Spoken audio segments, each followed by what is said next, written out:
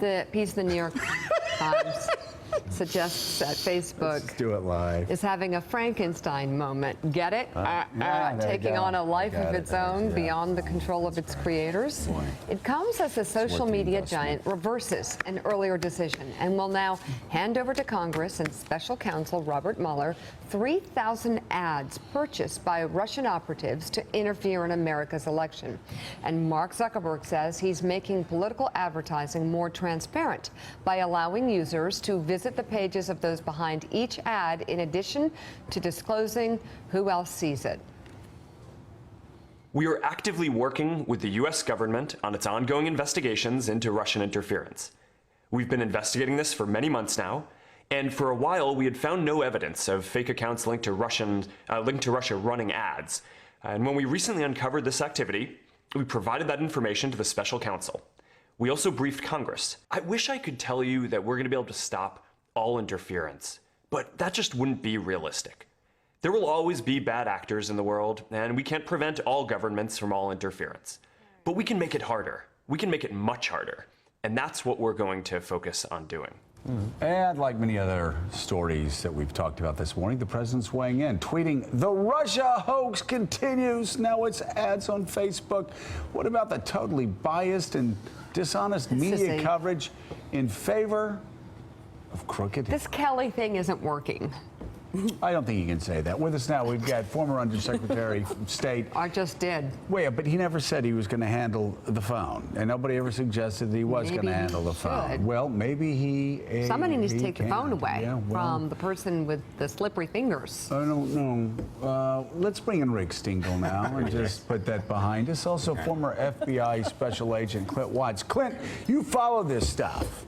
Yeah. Like, and a lot of Russian bots actually going in, controlling debates on Twitter, a lot of control on Facebook, and a lot of concerns that there may have been some linkage between some Russian-influenced operatives and the Trump campaign. What do you see when you're out there? Yeah, I think the big thing we're going to find out from Facebook is we can tie this back to the Russians because they bought ads. It's the financial payments that are going to link this back. But there's two parts to it, really, and Twitter is the other part of it. You need both to do a successful influence. Is Twitter cooperating? It sounds like they are. I think they're due up in the next week to 2 weeks in terms of their disclosures. But to do a successful influence operation, you need Twitter to propagate a message, and you need Facebook to saturate an audience. And we're seeing the Facebook part of it. What these ads allow you to do is what we would call placement in the influence business. You can do a placement in the audience, you can seed it out there, then the audience can take your message on and then disperse it.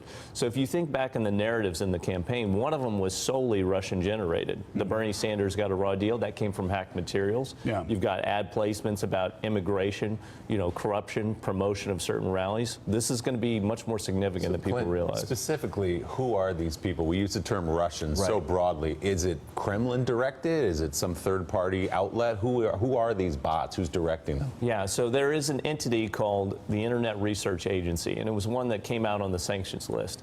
What they do is they actually have what's called a troll farm, and they're called the trolls from Old Gino. You'll hear that in St. Petersburg. They're in a building there, and their goal all day is to sit and make false personas to promote either Kremlin inside or outside of Russia, and then to actually go and engage people on a one-to-one basis. So they're directed by the Kremlin?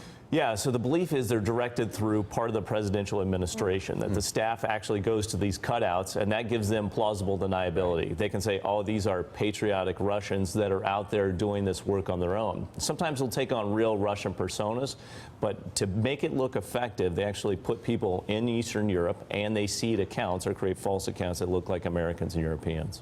It's surprising. I mean, I'm glad Mark Zuckerberg is being more transparent about these ads. It's too bad it came to this. I mean, that we should, I think that full transparency always would have helped undermine this problem. And it's interesting, Rick. I'm sorry, Rick. So interesting that in the past your job was about placing books in libraries in Cairo. Here's a biography of Henry Kissinger. Here's a biography of James Madison.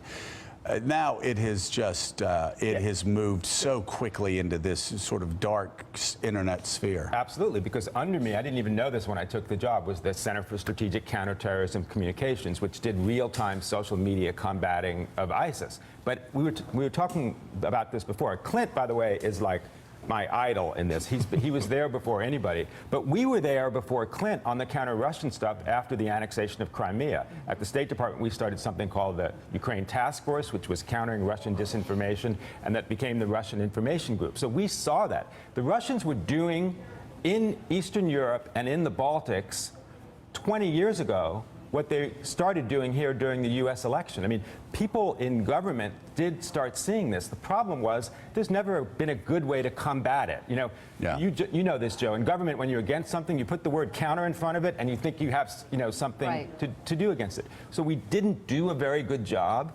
But this kind of transparency that Facebook is doing now, you know, it would be a great thing. And we worked with them very closely in the counter-ISIL stuff, and they actually brought a lot to bear there, but I think they've been a little bit in denial about what happened in the U.S. election space, and this kind of protection of their ads is a bad idea. I mean, complete transparency on political ads online has to be the future. Well, Clint, presumably, though, everyone assumes that they're going to get more sophisticated at doing it. So if Facebook clamps down now and really does clamp down on these ads, then whoever's doing the hacking, the Russian government, will find another way to get their social media message out. I mean, is the logical extension that elections in the foreseeable future in Europe or in the United States are just going to be questionable because of Russian influence, and there's nothing we can do about that? Or is there some way we can shut this down? There are some things we can do. The one thing we can do is what I have talked about, which is nutrition labels for information, the same way you would have it around food. You need some sort of information consumer reports that can rate media outlets and their content. What we saw during the election run-ups, whether it's Brexit, you know, overseas, France and Germany, or here in the U.S., is fake news outlets would pop up very quickly. Personas would pop up quickly of unknown origin, and they would start pushing ads. If you had a rating system that was true versus false, reporting versus opinion, and it actually showed up there, then the consumer can decide, do I want to click on this information?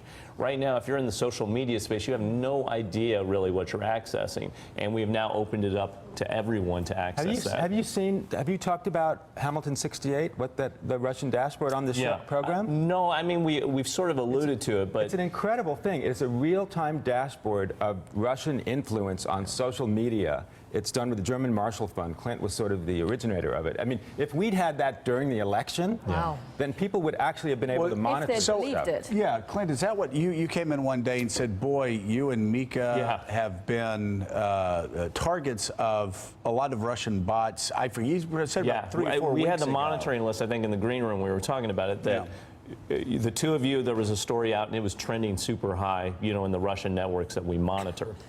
And so what we do is we create key monitoring lists. I bet I know which one it is, but I'll tell you at break. It was a totally phony story that came out after the nasty tweets to try to sort of have some sort of moral relativity there. But anyway, go ahead. So you can tell who the bots are attacking then. Yeah, so we studied it for 3 straight years, basically, you know, identifying accounts that were always taking this pro-Russian stance. And we came onto it through the Syria context. It was the Syria fight. But if you put those into a monitoring list, you can see what the key terms that are coming up. This week, Morgan Freeman has been taken a bashing because he's part of that documentary that's talking about Russian influence. As soon as that came out, they start pumping propaganda. You can go to RT and Sputnik News, you see stories about it. And I know for us, when we first launched the dashboard, there was a story from Sputnik News that says this Hamilton 68 thing is a joke.